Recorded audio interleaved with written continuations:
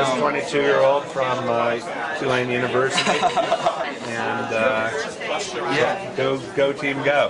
Yes, we're all students, and we're really excited to be here and learn a little bit more about who you're supporting and what you're looking for in the election. Are you guys conservatives, or are you guys all over the place? I actually, well, for anyone who, because we have a lot of younger students who are listening right now, Andrew Breitbart was a former editor on the Drudge Report. Am I totally off on this, or?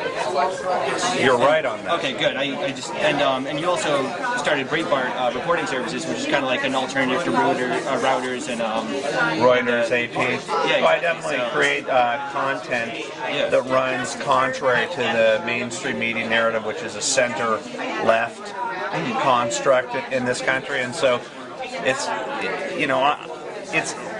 like being here. You just see all of the reporters in the same pond fishing for the same 3 fish, and every now and then you go, hey, did you hear that guy from NBC caught a fish?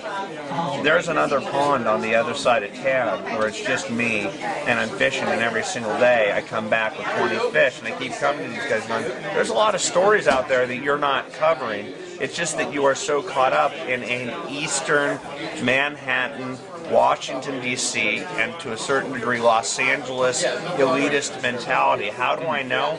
I used to be that person. I'm from Los Angeles. I'm a secular Jew from Los Angeles who used to be quite liberal because that was the only point.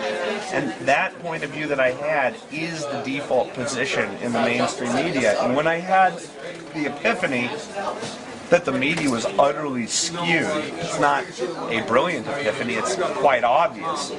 I realized that there's an opportunity in America to start reporting that which the mainstream media won't report. What the conservative movement has been for so long are a bunch of people like Rush Limbaugh, Sean Hannity, who read the New York Times and then spin it back and say, well, this is liberal opinion, and I'm going to reset it for you. But there are very few conservatives out there that are going out there and doing the hard work to dig up information that exposes that which, if it were against a Republican, would have been front page of the New York Times. So that's what we're doing. We're in the very early phases of it.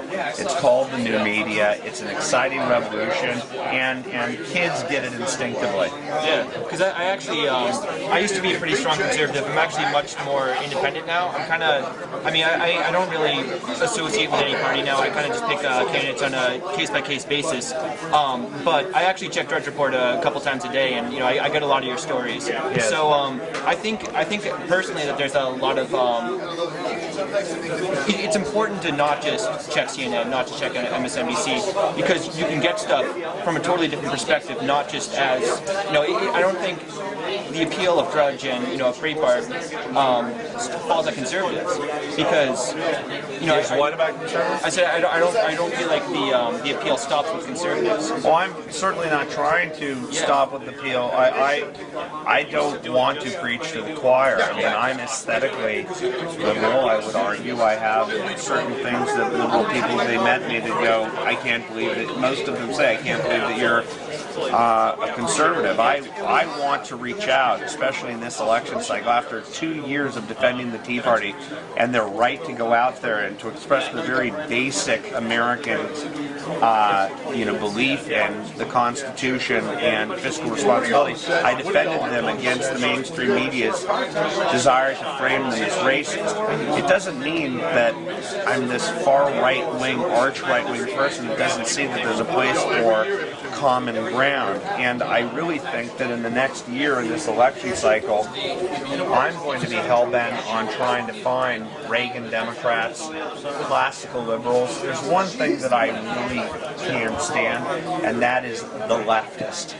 I love liberals. I love open-minded and tolerant liberals. But totalitarian-minded, politically correct leftists who believe in only one point of view, who ultimately have the same exact political DNA as Hugo Chavez and Castro, who that if you dissent with that person, you're put in prison. And in the colleges of modern America, there is a political correctness that is a freedom-drenching mindset where the teachers, the professor class intimidate kids into acquiescing to a one-mindset place, and that's the only thing that I stand against. I believe that in America people should be able to agree to disagree, and I created the Huffington Post as a conservative with Ariana Huffington so I could say more voices, not less.